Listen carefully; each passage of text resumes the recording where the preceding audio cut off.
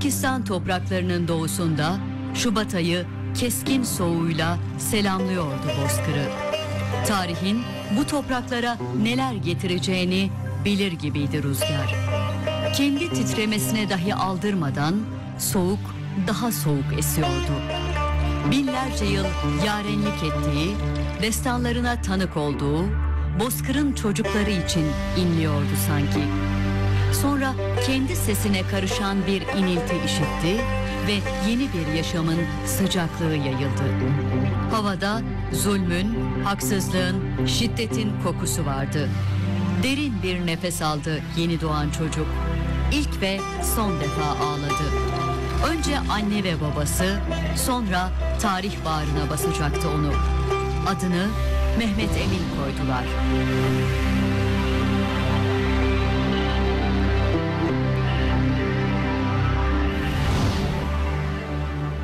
Uzun süre aktif mücadeleden uzak kalan Mehmet Emin Buğra, daha fazla durmanın doğru olmayacağını düşünmeye başlamış, İkinci Dünya Savaşı'nın patlak verdiği bu yıllarda siyaset ve diyalog yoluyla mücadelesini sürdürmenin doğru olacağına kanaat getirmişti.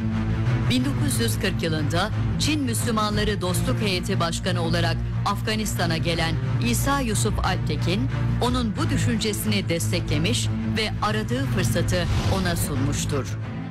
İsa Bey eliyle Çankay Şek ve diğer önemli şahıslara mektup yazdım.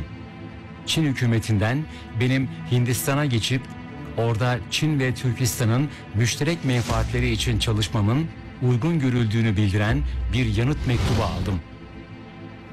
O Çin hükümetiyle hiçbir zaman doğrudan temas kurmamıştır o tarihe kadar Mehmet Emin Buğra. İsa Yusuf Alptekin o zaman Çin parlamentosunda milletvekili, Doğu Türkistan'ı temsil ediyor ama Mehmet Emin Buğra'nın direkt bir Çin hükümetiyle bir teması yok. Böylece Mehmet Emin Buğra tam bu sırada 2 Kasım 1939'da İsa Yusuf Alptekin o zamanki İşte Çin Müslümanlar heyetiyle 1939'da Türkiye'ye de geliyor İsa Yusuf Alptekin. Türkiye, Mısır, Tunus, ondan sonra bir sürü Müslüman ülkelerine bir ziyaret var. Bu zamanda İsa Yusuf Alptekin Afganistan'a geliyor. Afganistan'da Mehmet Emin Buğra'nı ziyaret ediyor. İsa Yusuf Alptekin kendi hatıratında bunu şöyle anlatıyor. Ben Afganistan'da Emin Bey'in adresini baştan temin edemedim. Afganistan'da Batı Türkistanlı kardeşlerimle tanıştım. Adresini sordum. Bilmiyoruz dediler. Sebebi de sonradan anlaşıldı. Mehmet Emin Buğra Bey'i bulmak için kendime bir çare buldum. Yalnız başıma Kabil sokaklarından dolaşacağım. Rastgele Afganistan'ın Hoten emiri Mehmet Emin Bey'i soracağım diyor. O zaman Mehmet Emin Buğra adını değiştirip 7 sene içerisinde Abdullah Yarkendi takma adıyla Afganistan'da yaşıyor. Onun için bulamıyor. Sonunda Mehmet Emin Buğra'yı İsa Yusuf Alptekin ziyaret ediyor. Diyor ki bak diyor burada soruyor. Diyor Japonlar destek verir mi diyor bize diyor. Sohbet ediyor. Her gün geliyor evde konuşuyor. Sonra diyor ki biz Çin'e gidelim. Çin'de Çin meclisinde o zamanki Kuomintang hükümeti, Çin Milliyetçi Partisi iktidarda, o hükümette biz mücadelemizi verelim diyor. Mehmet böyle bir karar alıyor. İsa Yusuf Alptekin kendi o zaman Mehmet Emin Buğra'nın işte adı şeylerinin evraklarını alıp Nanking'e, o zamanki Çin'in başkenti Nanking'e gidiyor. Nanking'e gittikten sonra Mehmet Emin Buğra'yı Çin'e davet ediyor. Mehmet Emin Buğra Afganistan'da iken Abdullah Yarkendi adını kullanmıştır. Ki mesela Doğu Türkistan önemli şahsiyetlerden biri olan İsa Yusuf Alptekin'le de bizzat tanışmaları 1939 yılında Afganistan'dayken olmuştur. Mehmet Emin Buğra'yla İsa Yusuf Alptekin'i tanıştıran ise Afganistan'ın döneminin Türkiye Cumhuriyeti Büyükelçisi Menduh Şevket Esendağ'dır. Ve Mehmet Emin Buğra'ya Çin'de İsa Yusuf Alptekin'le beraber mücadelenizi birlikte yürütün tavsiyesi olmuştur ki daha sonra 1939'da Orta Doğu seyahatine çıkan İsa Yusuf Alptekin İslam ülkelerini gezdikten sonra Türkiye'de uğramıştı. Buradan da geçerken Afganistan'a gitmişti. Giderken ziyaret sebeplerinden bir tanesi de Mehmet Emin Bura'yı görmek, onunla Doğu Türkistan'ın kurtuluşu için bir fikir teatisinde bulunma düşüncesi vardı. Ve buradaki görüşmelerinde aslında Çin'e ve Rus'a karşı Doğu Türkistan'ın bağımsızlığını kazanma ve onda bir sonuç elde etmenin silahla çok da mümkün olamayacağını, bu anlamda iyi bir siyaset belirleyip ilmi anlamda da çalışmalar yaparak, ki bu anlamda Mehmet Emin Bura'nın Doğu Türkistan tarihinin bir yeri vardır. Farsça ve Arapça bilmiş olması. Onun Doğu Türkistan'dan çıktıktan sonra bugün Doğu Türkistan için yazılmış en önemli eserlerden biri Şarkı Türkistan tarihini Afganistan'da yazmış olmasını da beraberine getirmişti. Ve bu birliktelik 1942 sonrasında Çin'de bir araya gelmeyi ve bağımsızlık yolunda Doğu Türkistan'da yapılan haksızlıkların giderilmesi noktasında İsa Yusuf Alptekin'le Mehmet Emin Bura'yı, ki daha sonra bunlara Doğu Türkistan'da 3 efendim olarak anılan Mesut Sabri Baykozi'yi de beraber bir ekip halinde çalışmayı ortamı doğurmuştu.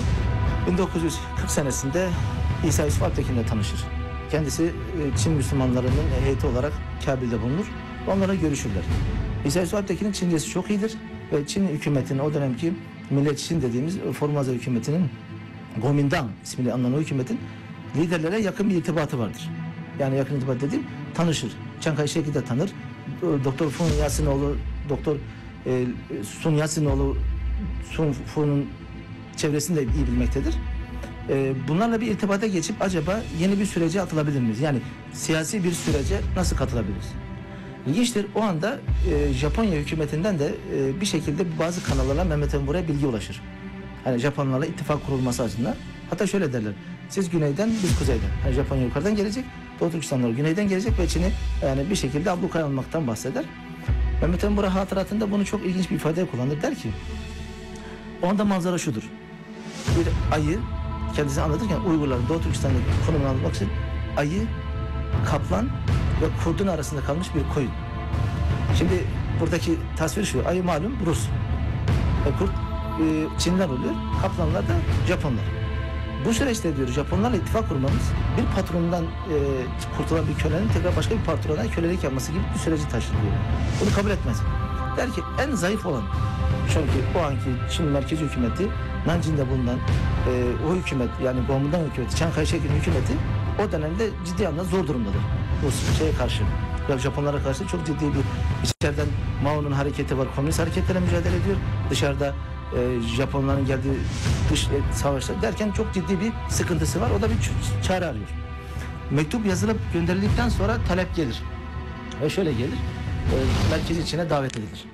Bu yazışmaların verdiği güvenceyle Hindistan'a giden Mehmet Emin Bura beklemediği bir durumla karşılaşmış, yine Çin'in baskısıyla Hindistan'da değil Çin'de ikamete zorlanmıştır. Bunu kabul etmeyerek Peşaver'e dönünce de tutuklanarak 6 ay Peşaver Merkezi Cezaevinde göz hapsinde tutulmuştur. Tutsaklık dönemi 8 Ocak 1943'te Çin'e gitme şartıyla sona ermiştir. 43'te Çin'e gittikleri zaman eşiyle beraber öbür 3 arkadaşı da beraber götürdü. Ben babamın yanında kaldım Hindistan'da. Hindistan savaş yılları olduğu için bizleri enterne etmişlerdi. Daha Emin Bura hapiste siyasi kişiler önlem almak için, Hindistan'ın savunması için gerekli diye geçmişinden dolayı Bura'nın siyasi tutuklu olarak 6 aydan fazla, 7 ay falan Peşaver şehrinde hapiste kalmıştı. Babam da beraber, babamla birlikte Peşaver hapishanesinde falan kaldılar. İşte o sıralarda gene biz beraberdik aileyle. Sonra 6-7 ay sonra serbest bıraktı. Çin'e gitmeleri koşuluyla. Dünyanın o zamandaki, yani o devirdeki konjonktürüne göre Çin'e gidip orada siyasi mücadelesini mücadele arkadaşı İsa Yusuf Alptekin'in davetiyle merkezi Çin'e giderek ve Çin parlamentosunda Doğu Türkistan'ı temsil ederek orada siyasi mücadeleye başlıyor. Ve 1949 yılına kadar süren bu Doğu Türkistan'da ve Çin'deki hayatı siyasi mücadeleyle geçiyor. Çin'e dönen Mehmet Emin Buğra, siyasi ve fikri mücadelesine sosyal teşkilatlarda aktif görev alarak ve kalem küreşi diye adlandırdığı makaleler yayımlayarak devam etmiştir.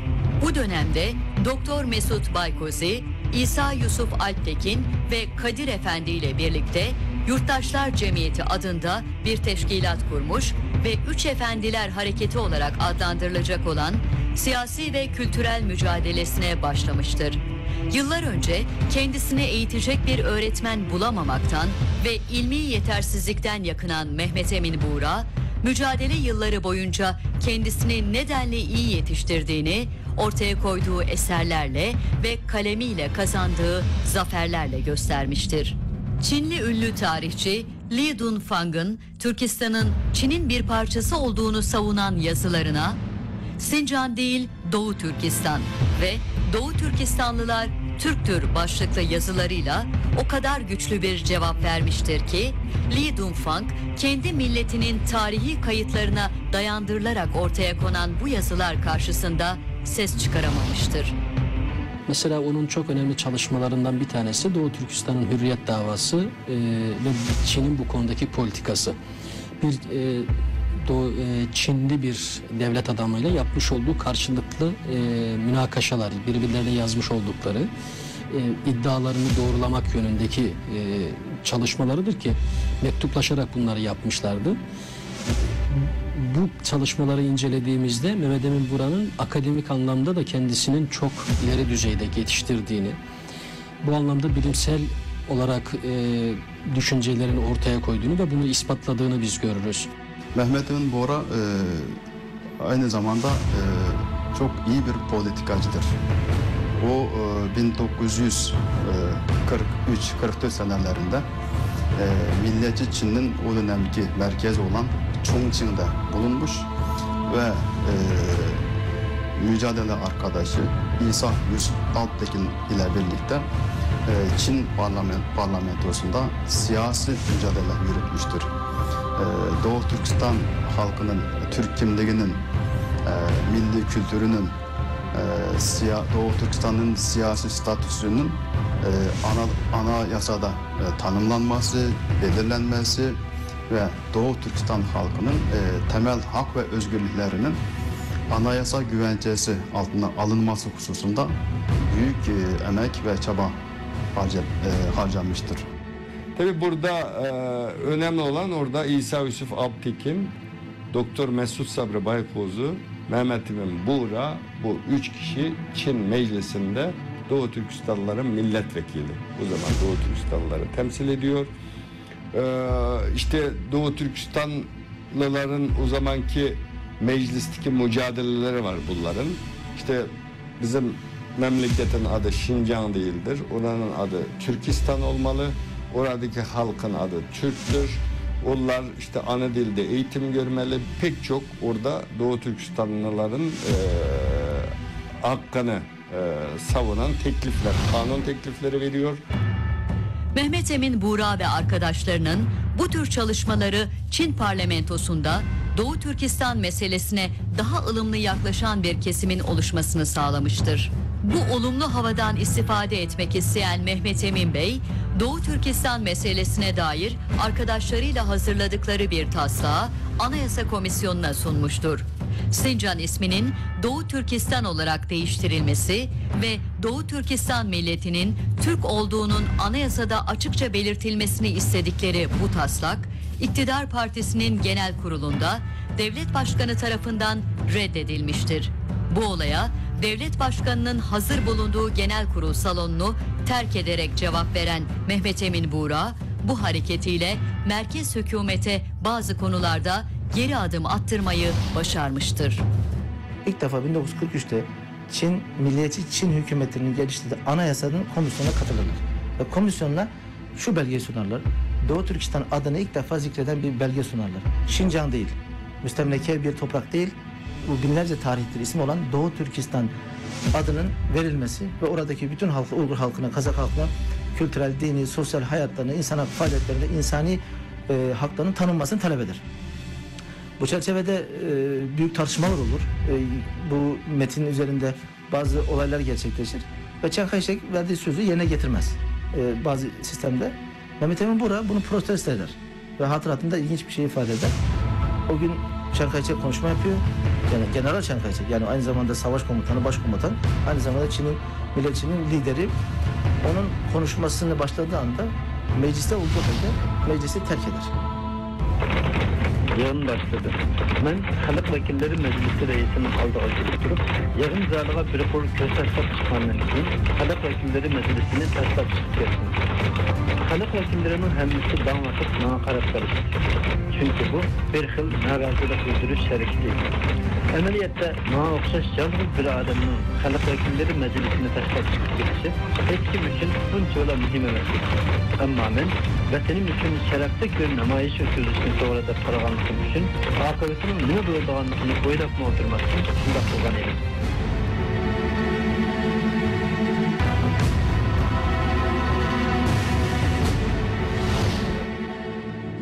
Yıla yaklaşan mücadele hayatını kah silahlı direniş lideri, kah sürgünde bir alim olarak dolduran Mehmet Emin Buğra, kalemiyle devam ettirdiği mücadelesinde yeni bir harekete dahil olmak üzereydi.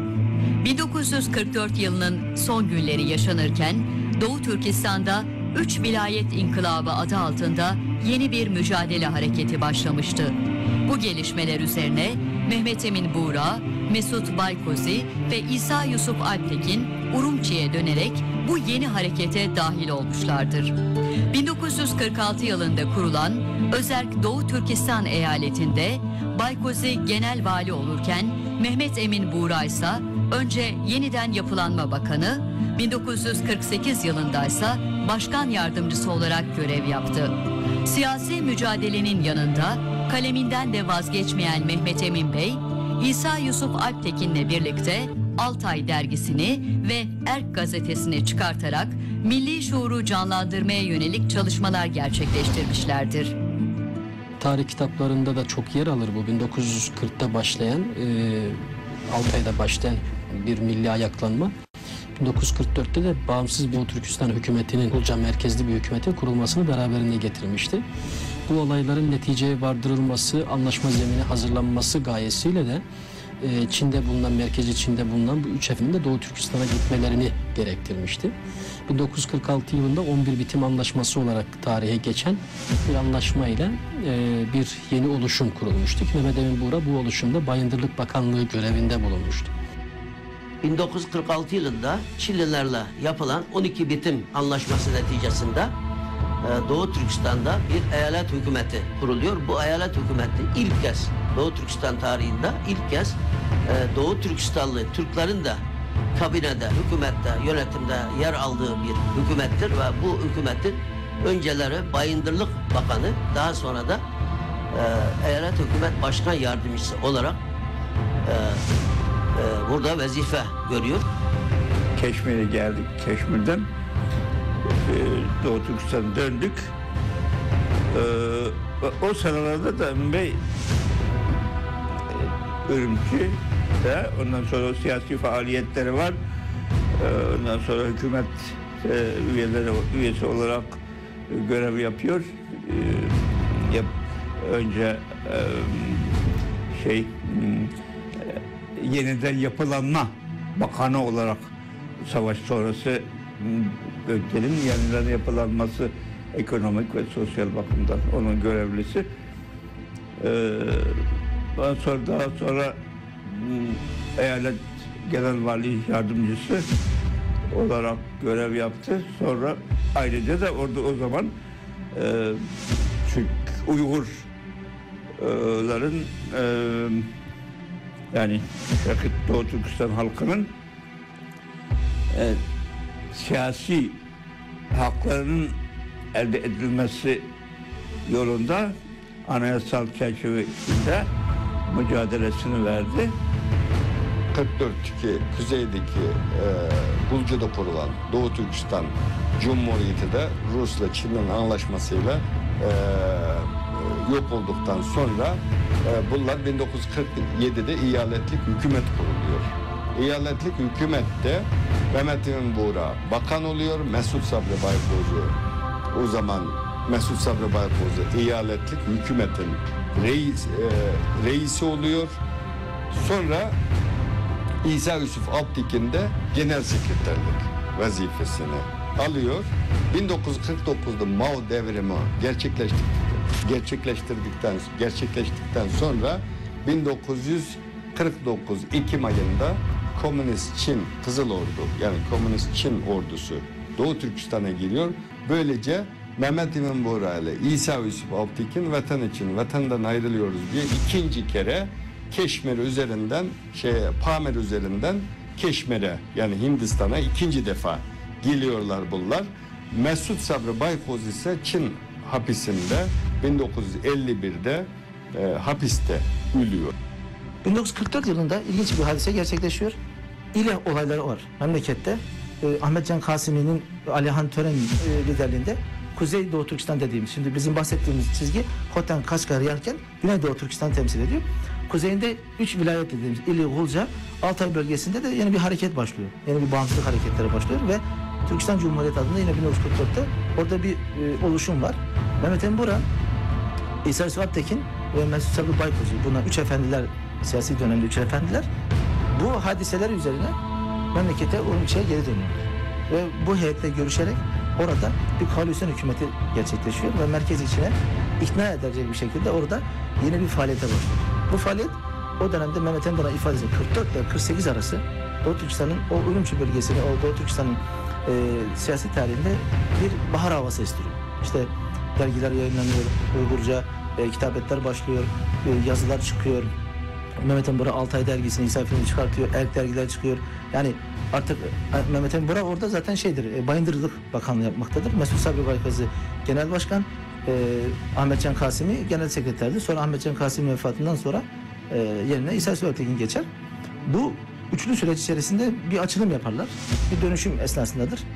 Bahar ne zaman son olur, kış ne zaman gelir? Kış komünizmin geldiği zaman gelir, 49'da. Mağazedum iktidarı ele geçirmiştir. Dönem değişmiştir. Bütün merkezi hükümetle irtibat kopmuştur. Ve Doğu Türkistan'a doğru Çin'in Kızıl Ordusu gelmektedir. Tabii 1946 yılı Doğu Türkistan'da bu olaylar cereyan ederken dönemi tam anlamıyla düşünebilmek gayesi, resmin tamamını görebilmek gayesiyle Çin'de de komünizmin, Mao'nun önderliğinde komünizmin faaliyetlerin had safhaya ulaştığı ve Milliyetçi Çin dediğimiz Komintern idaresinin birçok yerde mağlubiyete uğradığı, Mao'nun birliklerine galip geldiği ve 1948-49 itibariyle de Doğu Çin'in büyük kesiminde komünizmin galip olarak bulunduğu bir dönem bu. Ve Doğu Türkistan'da ise bu üç efendimin başında olduğu 1947 yılında Mesut Sabri Baykozi'nin hükümet başkanı, İsa Yusuf Alptekin'in genel sekreterliği bulunduğu bir hükümet teşkil etmişti. Ve akabinde 1949 yılına geldiğimizde bütün ülkede Çin'in tamamında komünizmin hakim olması üzerine burada milli mücadele içerisinde olan insanlar bir karar vermek durumunda kalmışlardı. 1949'un Eylül ayında yapılan 2-3 toplantı neticesinde daha sonra Mehmet Emin Buğra'nın tarihe geçecek klişe sözü burada hayata geçirilmiş ve kabul edilmişti. Vatan için vatandan ayrılmak. Orada kalıp bir milli mücadele içerisinde olmanın bir netice ortaya çıkaramayacağını, dahası böyle bir mücadelede daha önce Komintern'la iletişim içerisinde bulunan insanların büyük ihtimalle katledileceğini, öldürüleceğini bunlar çok iyi biliyorlardı. Ve üç efendim başta olmak üzere işte Osman Batur bunlardan bir tanesidir. Nurkocay Batur bunlardan biridir. Kafileler halinde 1949 yılı itibariyle vatan için vatandan ayrılmıştı bu insanlar.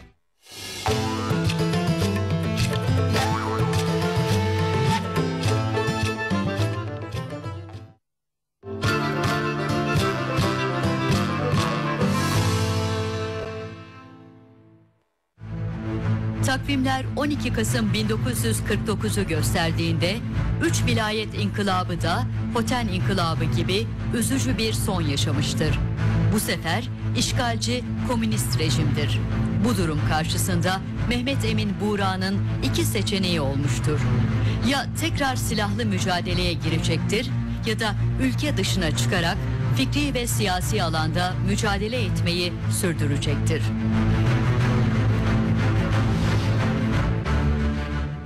Birinci yolun bir inkılapçı için ele etmende en şereflik yol ikenlikini bilsek mi? Bu yolun vatan için faydalı bir netice olup gelmeyi anlatıp düşünüldeydi. Çünkü biz 5-10'nun kurallık kişinin partiden uruş kılışı arkalı, zamanıvi kurallar bilen kurallanılan Xitay ve Rus askerlerine karşı uzun vakit karşı durulmayacağımız başlanır. Çünkü düşmanıya karşı elip verildiğin partizan uruşunu taşkırıcı kilediğin kural yarak yardımı bilenler devam ettiği olur. Ama Şarkı Türkistan'ın coğrafiyadaki oyunu bu mümkün emesek görünür. İkinci yol olsa bizde intayın özür vicdan azabı peyda kılıvatar. Çünkü 30 yıllık inkılap ve siyasi hayatındaki tecrübe. Şundakla bugünkü dünyada meydanına kilovattan özgürlüklerin nakel gelip ilhamlar bilen men vatanimin kilersi için aldığımızda intayın çoğun fırsatlarının çıkarılanlıkla işinettim. Şu sebepten vatan için ceneni fida kılıç, hançılık mühim bir vicdani borç olsa çoğun bir gayine emelge aşırı için mühim rolü olan şahıslarının hayatta kalışının az degende şönçülük ehemmiyetliktir.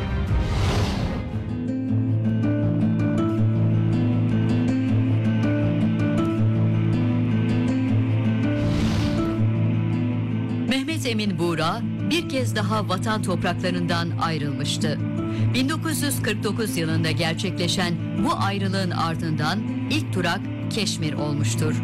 Mehmet Emin Bey 2 yıl sürecek Keşmir dönemi boyunca çalışmalarına devam etmiş, özellikle kendisi gibi yurdunu terk etmek zorunda kalan binlerce Doğu Türkistanlı için sığınacak bir yer, bir çözüm arayışı içinde olmuştur. Bu arayış bağlamında birçok ülke ve insani yardım kuruluşuyla görüşmeler yapmış, ancak dünya Doğu Türkistan dramına gözlerini kapamakta ısrar etmiştir. Mehmet Emin Buğra ve hemşehrilerine uzanan tek el soydaş Türkiye'den olmuştur. Mehmet Emin Buğra işte burada ikinci bir muhacerata başlar, döner. Tekrardan Hindistan'a arkadaşlarla beraber, İsa Sual'dakiler diğer ekiple beraber dönerler ve bir dönem Hindistan'da ikamet ederler. Bu dönemde Mehmet Emin Buğra kendisiyle beraber gelen 1850 kişilik muhacirat heyetini ve o insanların yaşamlarını devam ettirebilecek o insanlar için bir açılım, bir yeniden bir yol arar. Ve öyle o dönemde Kızıl Hac'a irtibat kurar. Kızıl Hac, işte Hindistan'daki İngilizlerin büyükelçiliğine gider, Kızılay'a yazılar yazar, Ankara hükümetine yazı yazar, Suudi Arabistan hükümeti artık ne kadar varsa, hangi dilde, hangi Çince, Uygurca, artık Türkçe nereye ulaşabiliyorsa o insanlar için bir çözüm olur. Hatta o dönem Kahire'ye gider ve Kahire'de Amerika'nın Sesi Radyosu'na bir briefing verir, bir bildiri sunar. Dünya kamuoyuna açıklama yapar. İşte orada Çin'in zulmünden kaçmış binlerce insan belli bir bölge, tampon bölgede, şu an günümüzde ifade ettiğimiz gibi böyle sığınmacılar şeklinde bulunmaktadır. Can güvenlikleri yoktur. Onlara bir çözüm üretir. Ve sonunda yine her zaman olduğu gibi, Mehmet Emin Buğra'nın hep hayalinde olduğu gibi Türkiye'den, Türk yurttaşlarından ve aynı tarihi paylaşmış olan insanlardan mesaj gelir ve davet alır. Mehmet Emin Buğra 1951 yılının Aralık ayında Türkiye'ye gelir. Türkiye'ye adım atar atmaz Keşmir'de olduğu gibi Doğu Türkistan sorunu ve göçmenler için yoğun temaslarda bulunur. Bunun sonucu olarak da 13 Mart 1952 tarihli Bakanlar Kurulu kararnamesiyle 1850 Doğu Türkistanlı mülteci Türkiye'ye getirilir. Türkiye Cumhuriyeti'ne başvuruldu başka yerlerle beraber. Cumhuriyet ama kendisi de Türkiye'ye gelip polis yarın şartlar müracaat edip neticede bizimkilerin Türkiye'ye gelmesinin için özel devlet kararından Bakanlar Kurulu kararname çıktı.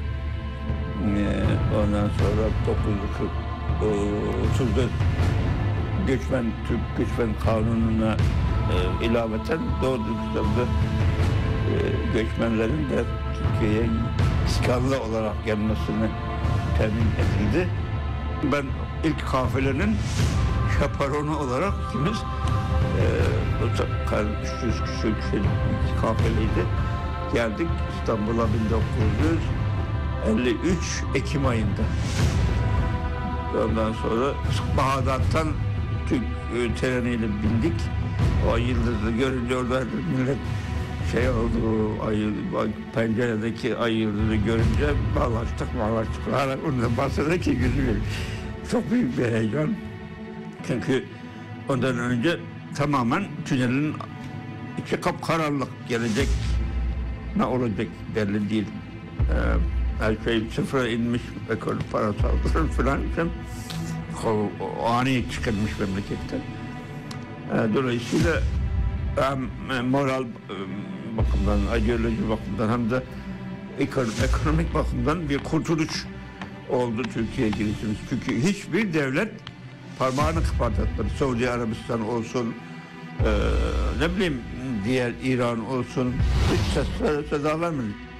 İlmi çalışmalarını da devam ettiren Mehmet Emin Bey, çok değerli akademisyenlerin yazılarıyla katkıda bulunduğu Türkistan dergisini ve İngilizcesi de basılan Türkistan'ın Sesi adlı aylık bir dergi yayınlamıştır.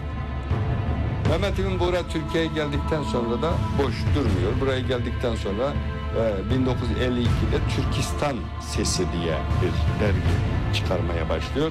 Tabii bu Türkistan'ın sesi Soğuk Savaş döneminde bu Balkanlardan, Kafkasya'dan, ondan sonra eski Türkistan coğrafyasından Rus inkılabından, Bolşevik inkılabından sonra Türkiye'ye gelmiş aydınları bir topluyorlar. Burada bir Soğuk Savaş döneminde komünizme karşı bir blok oluşturuyor.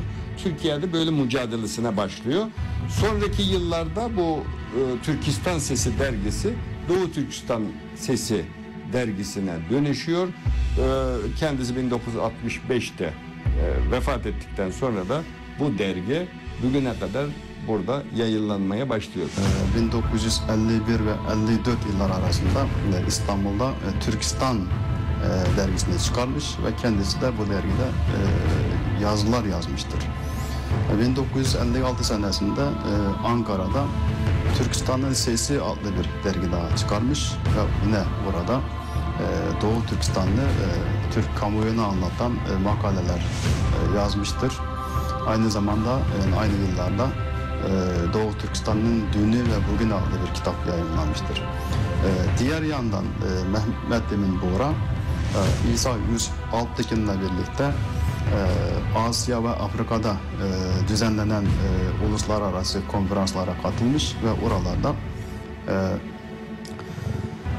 Doğu Türkistan davasını uluslararası platforma taşımak için büyük çabalar sarf etmiştir. 1953 yılında Türkiye Cumhuriyeti vatandaşı olan Mehmet Emin Buğra, bu andan itibaren Doğu Türkistan'ın sesini duyurmak amacıyla yurt içi ve yurt dışı faaliyetlerine ağırlık vermiştir. Doğu Türkistan Göçmenler Derneği'ni kurarak yurdundan kopmuş göçmen yurttaşlarına sahip çıkmıştır. Rahmetlinin diğer başka bizim Doğu Türkistanlı Uygur veya Kazak olsun milliyetçi faaliyette, siyasi ve başka türlü faaliyetlerde ki Mehmet Emin Buğra'nın arasındaki fark, Mehmet Emin Buğra Türkiye'nin iç politikası ve dış politikası konusunda Suret Katiye'de başkasının etkilemek için uğraşmamıştır. Hep onu demiştir. Biz buraya sığındık, geldik. Bizim vazifemiz Türkiye Cumhuriyeti'nin selameti. Biz onlara akıl vermek, onları kamuoyunu etkilemek şu veya bu şekilde. Çünkü Türkiye'de kamuoyu oluşturmak için diğer unsurların da içi şeyleri var. Sonra Türkiye'nin yapısı itibarıyla dikkate alınması lazım gelen şeyler var. Aşağı yukarı aynı politika Batı Türkistan göçmenlerin daha önce gelen ve Almanya'da Fransa'da siyasi faaliyet gösteren insanlar dahi onların baş taraf yani bilinçli olan önderleri onu benimsemişlerdir. Türkiye'nin iç politikası Atatürk İnkılabı'nı böyle korumamız lazım. Yani dış politika başka türlü gider, biz başka türlü gider olmaz. Onu yerse bu şekilde yapmıştır. Sonra Demokrat Parti zamanında Emin Bey şey yapılmış, siyasete girilmesi için yani bu işe dahilde Türkiye'nin dahilinde bir takım çalışmalar yapılmasını gezip şöyle nutuklar vermek falan onu da özür dilemiştir.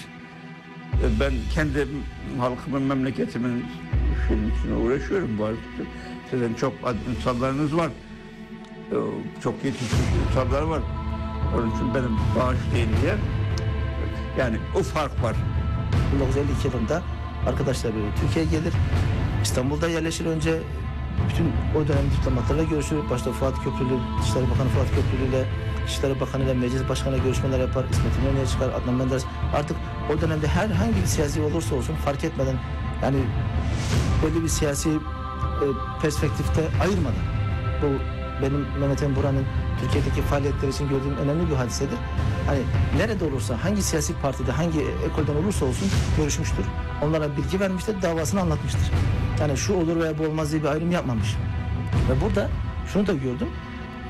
Doğu Türkistan davasının özgün ve bağımsız kalabilmesi adına siyasilerle görüşmesine rağmen bu davayı belli bir siyasi partinin veya belli bir ekolün angaje etmemiş. Onlardan sürekli olarak üstünde ve bağımsız olarak durmayı kabul etmiş. Mesela kendisine teklif edilen Senato Meclisi üyeliğine Cemal Gürsel tarafından onu kabul etmemiş. Tebriklerin teşekkürlerini sunmuş ama kabul etmemiş. Menderes döneminde kendisine yine milletvekili teklif edilir. Bir de onun teklifi de kabul etmemiş. Yani çok şeylere baktığımız zaman Mehmet Emin Buğra'nın böyle farklı bir kimliğini görüyoruz. İslam Teşkilatı'na Doğu Türkistan üyesi olarak katılmış, teşkilatın Mekke, Bağdat, Karaçi, Kahire ve Tahran toplantılarına iştirak etmiştir. Önemli faaliyetlerden birisindedir diye düşünsek Mehmet Emin Buğra ile ilgili 1954 yılında Hicaz'da Doğu Türkistan Kurultayı yapılmıştır. Bu kurultaya İsa Yusuf Alptekin'le beraber gitmiştir Mehmet Emin Buğra ve burada alınan kararları ömrünün son anına kadar uygulamıştır. Mesela bu kararlardan bir tanesi o dönemde Çin'in komünizme geçmesi ve Komintern idaresinin Tayvan'a kaçması üzerine bu insanların Doğu Türkistan'ı Çin'e tekrar hakim olma düşüncesi vardı ve bu düşünceyi hayata gerçekleştirebilmek için 49'dan sonra Doğu Türkistan'dan çıkanlarla birlikte hareket etmeyi planlamışlardı. Bu alınan kararda şu söyleniyordu. Mesela eğer Doğu Türkistan'ın ileride komünistler kovulduğu takdirde bağımsızlığını kabul ederseniz, bağımsız olmasına ses çıkarmazsanız beraber hareket edelim. Ve Doğu Türkistan'ın kurtuluşu aynı zamanda Komintern idaresinin tekrar Çin'e dönmesi, milliyetçi Çin'in tekrar Çin'de hakim olabilmesi için o zaman birlikte hareket edebiliriz düşüncesi ve alınan bir karar vardı. Bu karara maalesef Tayvan hükümeti diyelim, Komintern idaresi Tayvan'daki hiçbir zaman rıza göstermemiştir. İşte gelin beraber biz komünizmi Çin'den kovalım ve sizin bağımsızlığınızı ondan sonra düşünelim demişlerdi. Ama İsa Yusuf Alptekin ve Mehmet Emin Buğra alınan kararların hepsine sonuna kadar sahip çıkmışlardı. Arkasında durmuşlardı bu kararların ve bu hürriyet sözü verilmediği müddetçe birlikte hareket etmeme kararı almışlardı ve bu ömürlerinin sonuna kadar İsa Bey 95 yılında vefatına kadar, Buğra Bey 1965'te vefatına kadar bu alınan kararların arkasında durmuşlardı. Bu anlamda önemli. Mehmet Emin Buğra yine Türkiye'de kültürel ve siyasi çalışmalarda bulunuyor. Türkistan Milli Merkezi adıyla bir teşkilat kuruyor ve bu Türkistan Milli Merkezi İsa Yusuf Alptekin'le birlikte Amerika Birleşik Devletleri başta olmak üzere o zamanki dünyanın güç merkezini elinde tutan ülkelere Doğu Türkistan'ın durumu ile ilgili muhtıralar, talepler dizisi takdim ediyor. Ayrıca Türkiye'de çeşitli sivil toplum kuruluşlarında Doğu Türkistan'ı tanıtan, Doğu Türkistan'ı anlatan ve Doğu Türkistan davasını gündeme getiren konferanslar, toplantılar yapmak suretiyle Doğu Türkistan davasını Türkiye'de anlatmaya çalışıyor. Diyebiliriz ki Mehmet Emin Buğra ve İsa Yusuf Alptekin Beyler Doğu Türkistan davasının temelini ilk kez atan insanlar diyebiliriz Türkiye'de. 1960 yılında katıldığı Uluslararası Müstemlekeciliğe karşı Asya ve Afrika Konferansı'nda yurdunun ve insanların sesini duyurmak, ömrünü vakfettiği istiklal mücadelesine dünyanın desteğini sağlamak adına çok büyük çaba harcamıştır.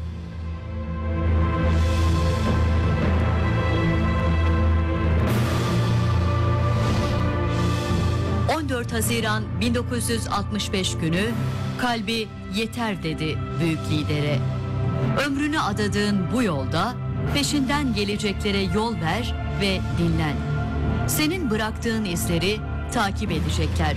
Yoksa bu koşturma niye ki zaten? Eğer varsa o izden peşin sıra gelecekler. Sen rahat ol ve uzan. Gelinen nokta itibariyle o dönemi bütün malının mülkünü bu uğurda harcamış, birçok sıkıntılar çekmiş. Ki az önce de ifade ettim, 1949'da başlayan dramatik bir göç hadisesi. İnsanlar Himalaya dağlarını aşarken dondukları için ölmüşlerdir, şehit olmuşlardır. Birçok sıkıntıları çekmişlerdi ve bu sıkıntılar niçin çekilmiştir? Bunu iyi anlatmak gerekiyor nesillere. Nesillere aynı zamanda Mehmet Emin Buğra'nın, İsa Yusuf Alptekin'in ve onların mücadele arkadaşlarının yapmış oldukları ilmi çalışmalarda, yazmış olduğu eserleri de okutmak gerekiyor. Mehmet Emin Buğra'nın mücadele hayatı eğer incelenirse şu önemli tespitler yapılabilir. Mehmet Emin Buğra Çin işgali ve Çin yönetimine karşı başlangıçta silahlı mücadele yapmıştır. İki, silahlı mücadele başarıya ulaşamayınca bu sefer Çin parlamentosunda siyasi mücadele yürütmüştür. Üç, siyasi mücadelede başarılı olamayınca bu sefer kalem mücadelesine girişmiş ve kalem mücadelesi yapmıştır. 4. Diasporada mücadele arkadaşı İsa Yusuf Alptekin ile birlikte diplomatik mücadele vermiştir. Kısacası Mehmet Emin Buğra Doğu Türkistan için, Doğu Türkistan halkı için, Doğu Türkistan halkının özgürlüğü için bütün mücadele yollarını kullanmıştır. Bu onun siyasi ve kültürel aklın yanı sıra çok güçlü bir araçsal akla sahip olduğunu gösteriyor. Mehmet Emin Buğra Türkçü ve milliyetçi kişiliğiyle de gerçekten Türk dünyasının yetiştirdiği nadir şahsiyetlerden biridir. Doğu Türkistan milli mücadele tarihinde önemli şahsiyetlerden birisi hiç şüphesiz Mehmet Emin Buğra. Mehmet Emin Buğra, biz tabii Doğu Türkistan çalışmalarımız sırasında neden önemli sorusunun cevabını aradık ve öğrendik. Öğrendiğimiz kadarıyla Doğu Türkistan siyasi tarihinde doğumundan ölümüne kadar davası, Doğu Türkistan'ın bağımsızlığına kavuşması için hem silahlı mücadelede hem de ilmi anlamda, akademik anlamda yaptığı çalışmalarla hizmeti olmuş bir şahsiyet Mehmet Emin Buğra. Babam çok, yani babam olarak değil, insan olarak çok büyük bir insandı. Merhametli, ne bileyim, hayırsever. Sonra işte benim iki kızım oldu. Onlarla çok mutlu oluyordu. Güzel, rahat bir 10 senemiz Türkiye'yle geçti. Onun öncesinde ayrı yaşadık. Ben ne bileyim, başka öyle bir insan görmedim. O başka bir insan. Kendi ifadesiyle sağını ve solunu ayırt edebilecek düşünce yapısına ulaştığı andan beri ülkesinin ve insanların içinde bulunduğu vahim durumu değiştirmek için mücadele vermişti Mehmet Emin Buğra. İsteği gayet basitti aslında. Vatan sınırları içinde özgürce ve insanca yaşamak. Ancak Türk'ün mizacını, doğasını, ruhunu anlamaktan aciz nice millet, fırsat bulduğu her an Türk'ü kendisine tabi kılmak, ruhuna zincir vurmak için harekete geçmiştir. Unuttukları şey ise tarihin bizzat kendisidir. Bumin Kağan'ın, Bilge Kağan'ın yazdığı, Alparslan'ın, Osman Bey'in harf harf cihana kazıdığı tarih. İşte o tarihtir 20. yüzyılın başında Çin'in ve Rusya'nın karşısına dikilen. O tarihtir öldürsen de silemezsin diyen ve o tarihtir Mehmet Emin Buğra isminde şekillenen. Boyun eğmeyen, diz çökmeyen, yolundan dönmeyen.